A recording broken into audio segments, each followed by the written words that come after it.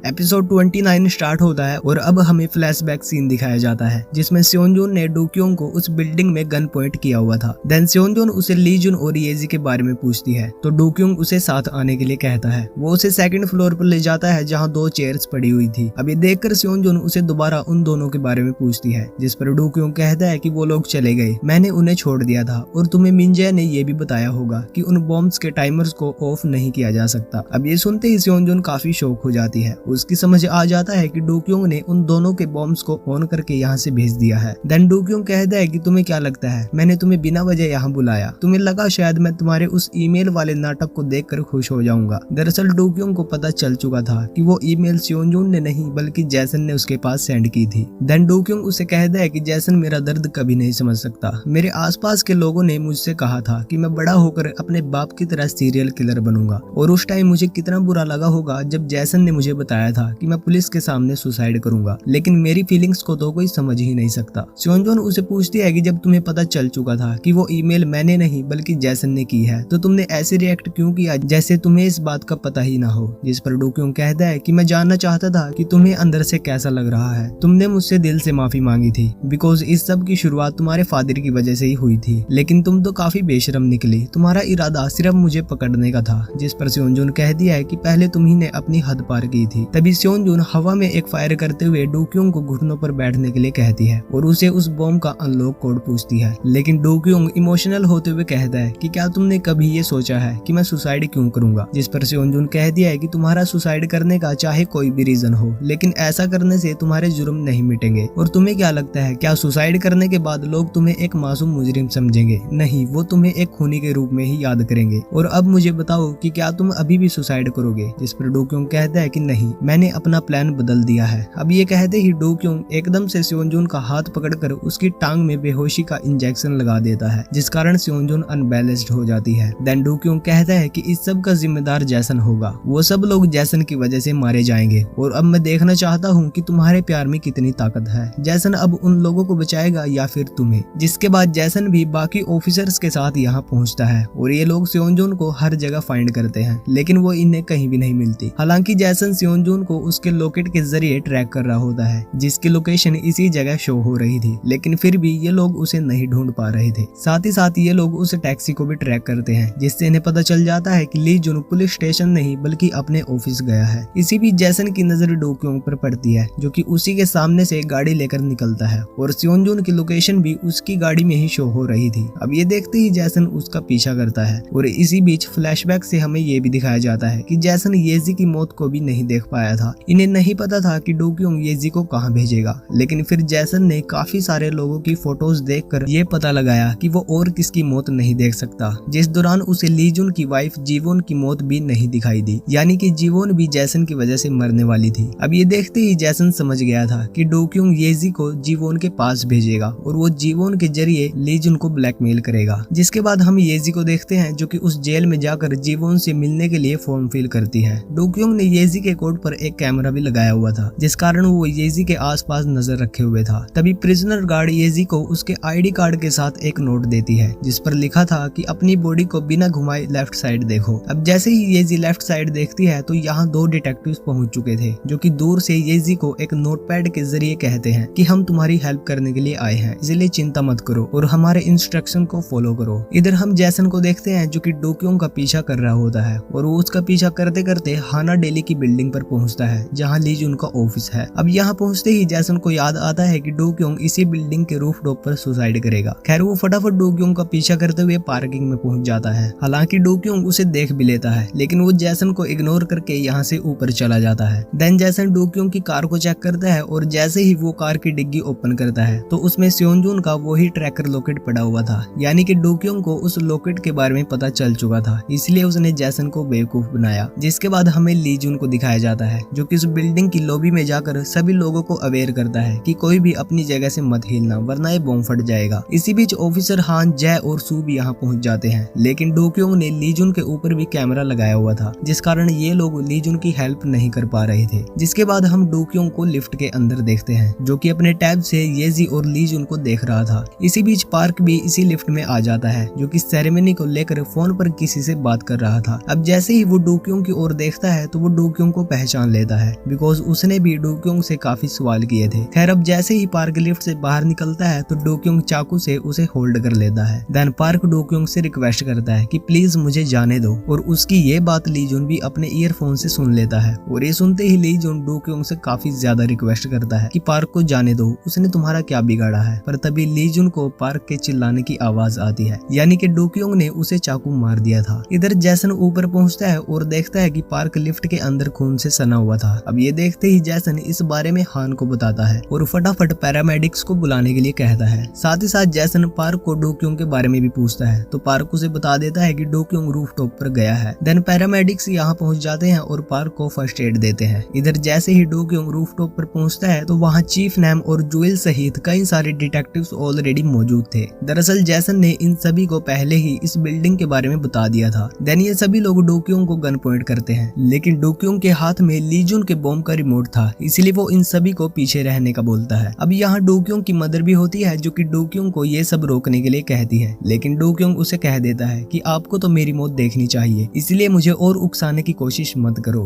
तभी जैसन भी यहाँ पहुंच जाता है और वहीं दूसरी ओर हान ली जुन को बताता है कि आप चिंता मत करो, अब डोक्योंग आपको नहीं देख सकता बिकॉज हमारे लोगों ने उसे रूफटॉप पर घेर लिया है। तभी बॉम्ब स्क्वाड भी यहाँ पहुंच जाती है और ली जुन की हेल्प करने लगती है। इधर डोक्योंग जैसन को कहता है कि अब मेरी समझ में आया, तुम मेरी मौत देख चुके थे, इसलिए तुमने पहले ही पुलिस को यहाँ बुला लिया। देन जैसन उसे सियोनजून के बारे में पूछता है, जिस पर डोक्योंग कहता है कि क्या तुम्हें अभी भी बॉम्ब फटने से ज्यादा सियोनजून की फिक्र हो रही है। तभी डोक्योंग जैसन के सामने सियोनजून का फोन फेंकते हुए कहता है कि तुम खुद ही उसे फाइंड कर लो। साथ ही साथ वो उसे ये भी कहता है कि तुम्हें सियोनजून और इन लोगों के बीच किसी एक को चुनना होगा, मैं इन दोनों में से किसी एक को ही छोड़ पाऊंगा। फिर डोक्योंग जैसन को इस फोन में 0 प्रेस करने के लिए कहता है। अब जैसे ही जैसन 0 प्रेस करता है तो सियोनजून के पास कॉल जाती है, लेकिन सियोनजून कॉल नहीं उठाती। अब कई बार कोशिश करने पर फाइनली सियोनजून कॉल उठा लेती है। तो जैसन उसे पूछता है कि वो इस टाइम कहाँ है, जिस पर सियोनजून कहती है कि मैं जहाँ भी हूँ बिल्कुल ठीक हूँ, तुम पहले दूसरे लोगों को बचाओ और फिर जल्दी जल्दी तुम इस नंबर को ट्रैक करके मुझे बचा लेना। हालांकि सियोनजून उसे ये नहीं बताती कि वो कॉफिन में बंद है, लेकिन जैसन को उसकी आवाज से ही पता चल जाता है कि वो किसी कॉफिन में बंद है। देन जैसन उसे कहता है कि चाहे कुछ भी हो जाए मैं तुम्हें बचा लूंगा, इसलिए मेरे आने तक वेट करना। इसी बीच जैसन हान के साथ भी बात करता है, जो कि उसे बताता है कि अब हम बॉम्ब को डिफ्यूज करने वाले हैं। देन जैसन डोक्योंग को कहता है कि आखिर तुम ऐसा कैसे कर सकते हो, तुम तो सियोनजून को पसंद करते थे और उसे पाना चाहते थे। लेकिन डोक्योंग उसे कहता है कि उसकी मौत का जिम्मेदार मैं नहीं बल्कि तुम होगे, इसलिए फटाफट बताओ तुम्हें सियोनजून को बचाना है या फिर दूसरे लोगों को। अब जैसन कुछ सोचता है और फिर वो डोक्योंग को कहता है कि मेरा जवाब पहले भी और अब भी सिर्फ सियोनजून ही है। अब ये सुनते ही डोक्योंग काफी फ्रस्ट्रेट हो जाता है और उसे बताता है कि तुम्हारे पास सिर्फ 30 सेकंड है, क्या तुम सिर्फ एक औरत के लिए बाकी लोगों को मरने दोगे। लेकिन जैसन अपना इरादा नहीं बदलता, बल्कि वो डोक्योंग का गला पकड़कर उसे पूछने लगता है कि सियोनजून कहाँ है। इधर बॉम्ब स्क्वाड फाइनली उस बॉम्ब की एक वायर कट करके उसे डिफ्यूज करने में कामयाब हो जाती है। देन बेचारा ली जून चैन की सांस लेता है और इन्हें थैंक्स बोलता है। इधर डोक्योंग भी रिमोट का बटन प्रेस कर देता है, लेकिन बॉम्ब तो अब डिफ्यूज हो चुका था, जिस कारण वो ब्लास्ट नहीं होता।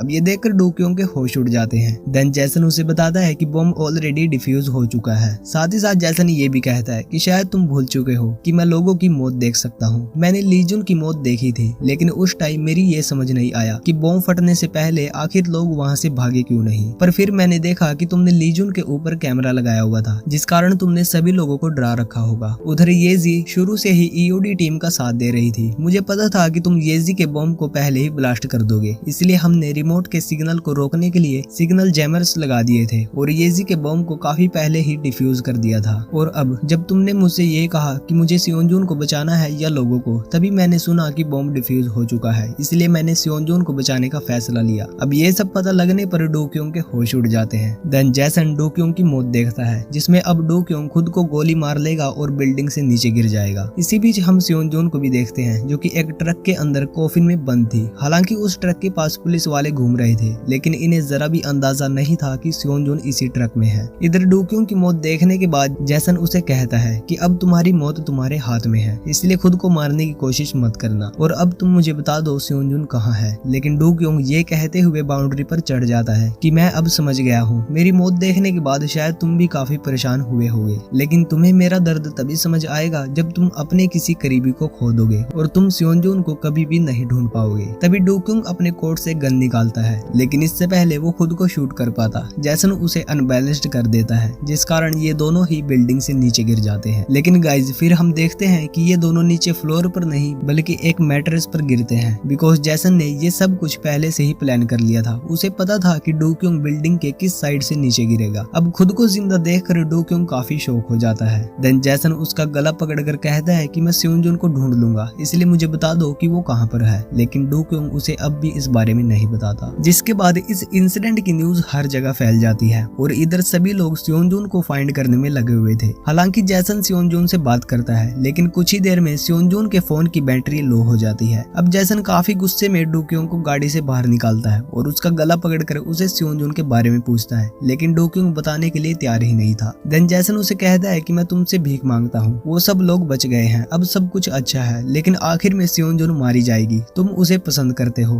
और अगर वो मर गई तो क्या तुम्हें अच्छा लगेगा? जिस पर डू क्योंग कहता है कि जब तक मैं तुम्हें दर्द दे सकता हूँ तब तक मुझे कोई दिक्कत नहीं है। देन जैसन कहता है कि मुझे याद है जब तुमने उस डू क्योंग नाम के लड़के को जान से मारा था। तो गाइज यहाँ हमें सच्चाई का पता चलता है कि डू क्योंग का असली नाम ह्यूनुवो था और जो डू क्योंग नाम का लड़का था वो ह्यूनुवो का सच में दोस्त था। लेकिन उसने बचपन में ह्यूनुवो को काफी बुली किया था, पर फिर भी ह्यूनुवो ने सब कुछ भुलाकर डू क्योंग को अपने साथ रखा। ये दोनों साथ में बड़े हुए थे। लेकिन एक दिन डू क्योंग और ह्यूनुवो दोनों ड्रिंक कर रहे होते हैं, जिस दौरान डू क्योंग ह्यूनुवो को पूछता है कि वो क्या बनना चाहता है। तब ह्यूनुवो ने कहा था कि मैं मेडिकल एग्जामिनर बनूंगा, लेकिन नशे में होने के कारण उस टाइम डू क्योंग ने ह्यूनुवो को बुली करना स्टार्ट कर दिया। उसने ह्यूनुवो को कहा कि तुम मेडिकल एग्जामिनर कैसे बन सकते हो, तुम तो एक खूनी के बेटे हो, इसलिए तुम्हें भी एक खूनी ही बनना चाहिए। और क्या तुम्हें याद है कि बचपन में उस लड़के ने तुम्हें क्या कहा था? उसने तुम्हें कहा था कि तुम पुलिस के सामने सुसाइड कर लोगे, इसलिए तुम्हें मेडिकल एग्जामिनर बनने के लिए इतनी मेहनत नहीं करनी चाहिए, बिकॉज लास्ट में तुम सुसाइड ही करोगे।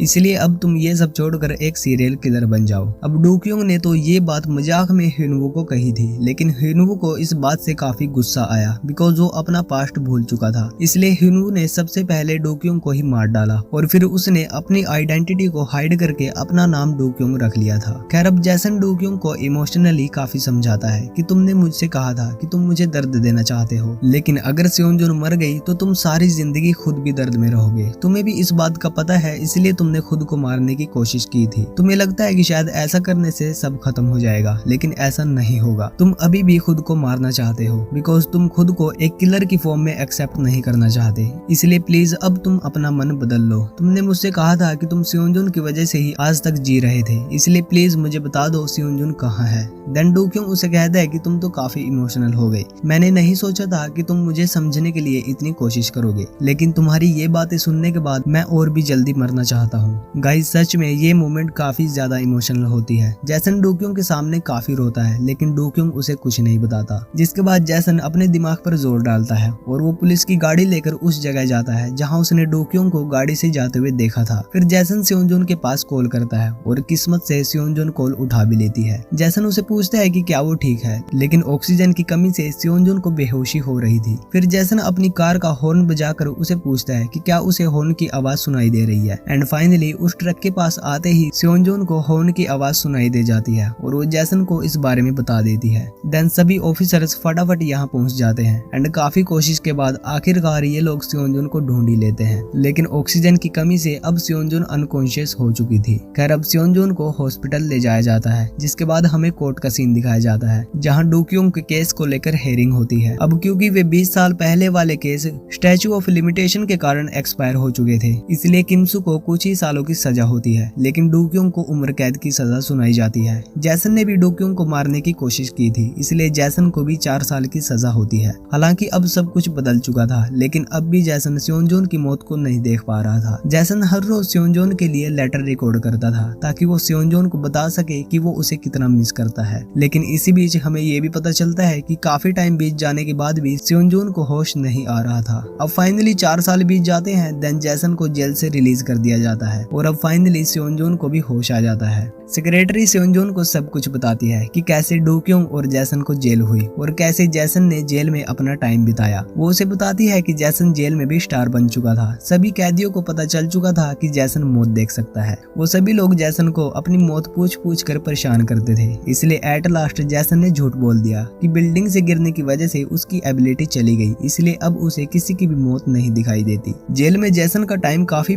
पीसफुल गुजरा और उसे उम्मीद थी कि वो डू क्योंग से दोबारा जरूर मिलेगा। जिसके बाद जैसन ने क्राइम डिवीजन के कई सारे केसेस में हेल्प की और फिर एक दिन जैसन डू क्योंग से मिलने के लिए जेल जाता है बिकॉज डू क्योंग सेओनजून की तबीयत जानना चाहता था। अब डू क्योंग को देखते ही जैसन समझ जाता है कि उसने खुद को मारने का फैसला नहीं बदला। देन जैसन उसे बताता है कि सेओनजून को होश आ गया है, इसलिए तुम खुद को मत मारना। अगर तुम्हारा प्रायश्चित तुम्हारे जीने के लिए काफी नहीं है तो तुम्हें सेओनजून की खातिर जीना होगा। अगर तुम ऐसा करोगे तो सेओनजून तुमसे मिलने के लिए आएगी। वो भी नहीं चाहती कि तुम अपनी जिंदगी ऐसे ही खत्म कर दो। अब ये सुनते ही डू क्योंग इमोशनल हो जाता है और फाइनली पहली बार वो जैसन की बात मान जाता है। जिसके बाद जैसन अपने घर जाकर देखता है कि सेओनजून टीचर बैग की चेयर पर बैठी हुई थी। दरअसल काफी टाइम अनकॉन्शियस होने के कारण सेओनजून के लेग मसल्स काम नहीं कर रहे थे। सेओनजून को फिजिकल थेरेपी लेनी पड़ी और फिर कुछ टाइम बाद सेओनजून दोबारा क्राइम डिवीजन को ज्वाइन करती है, जिसे वापस देखकर सभी काफी ज्यादा खुश होते हैं। इधर हान और सेओयून भी अब रिलेशन में आ चुके थे और फिर ये लोग थोड़ी मस्ती करते हैं। जय इन्हें बताता है कि मैं एक ब्लाइंड डेट पर गया था जहाँ उस लड़की ने 5 बार मीट खाया, लेकिन हैरानी की बात ये थी कि उसने खुद ही अपना बिल पे कर दिया। मुझे ऐसी लड़कियां काफी पसंद है जो बहुत खाती है, लेकिन उसके बाद उसने मुझे दोबारा कॉल नहीं की। ये सुनते ही सभी हंसने लगते हैं बिकॉज वो लड़की जय को पोपट बना गई थी। अब इन सब को खुश देखकर जैसन सोचता है कि इन सब की मौत बदल चुकी है, लेकिन अब सभी अपनी मौत का सामना करने के लिए बिल्कुल तैयार हैं। इसी बीच ये लोग न्यूज में देखते हैं कि जुडिशियल पैनल ने किमसू के क्राइम को एक्सेप्ट कर लिया था और अब उसे फांसी की सजा सुना दी गई है। जिसके बाद जैसन एक ज्वेलरी शॉप पर जाता है और उस ट्रैकर लॉकेट को रिप्लेस करने के लिए दे देता है। इधर सेओनजून डू क्योंग से मिलने जाती है तो डू क्योंग उसे कहता है कि मुझे लगा था शायद तुम नहीं आओगी, जिस पर सेओनजून कहती है कि मुझे लगा शायद अभी भी तुम्हारे अंदर इंसानियत बाकी हो, इसलिए मैं आ गई और तुम तो अब मेरी तरफ सही से देख भी नहीं पा रहे। तुम अभी भी उसी एटीट्यूड से जीना। तुमने मेरे साथ जो कुछ भी किया शायद तुम्हें वो सब सोचकर बैड फील हो रहा होगा, लेकिन शुक्र मनाओ इतने लोगों को मारने के बाद भी तुम्हें फांसी की सजा नहीं हुई। तुम खुद को मार नहीं सकते, इसलिए बाकी की जिंदगी तुम ऐसे ही शर्मिंदगी में गुजारना। जिस पर डू क्योंग कहता है कि ठीक है, मैं अपनी तरफ से पूरी कोशिश करूंगा। खैर अब सेओनजून यहाँ से चली जाती है और डू क्योंग अकेले बैठकर अपने पास्ट को याद करने लगता है। डू क्योंग को अब काफी पछतावा होता है। वो सोचता है कि काश हम अपनी किस्मत को बदल पाते। जिसके बाद सेओनजून और जैसन दोनों डेट पर जाते हैं, जहाँ जैसन सेओनजून को वो लॉकेट गिफ्ट करता है जो कि उसने रिप्लेस करवा दिया था। अब यहाँ जैसन सेओनजून की मौत भी देख लेता है, जिसके ओल्ड हो जाने पर काफी पीसफुल डेथ होगी। देन सेओनजून जैसन को आई लव यू बोलती है एंड इसी के साथ गाइज ये ड्रामा खत्म हो जाता है। तो गाइज ये थी the game towards zero drama की फुल एक्सप्लेनेशन। आई होप ये ड्रामा आपको काफी पसंद आया होगा। इस ड्रामा से हमें काफी कुछ सीखने के लिए मिलता है कि कैसे इंसान को अपने जज्बात काबू में रखने चाहिए और अगर कुछ गलत हो भी जाए तो उस मोमेंट को भुलाकर अपनी जिंदगी को खुशी खुशी आगे बढ़ाना चाहिए। गाइज अब ये ड्रामा तो कंप्लीट हो गया है। आप मुझे कमेंट करके जरूर बताना कि आप लोग किस ड्रामा की एक्सप्लेनेशन देखना पसंद करोगे। साथ ही साथ चैनल को सब्सक्राइब करके बेल आइकन को भी जरूर प्रेस कर लेना ताकि आप लोग ऐसे ही इंटरेस्टिंग ड्रामास को मिस ना कर सको।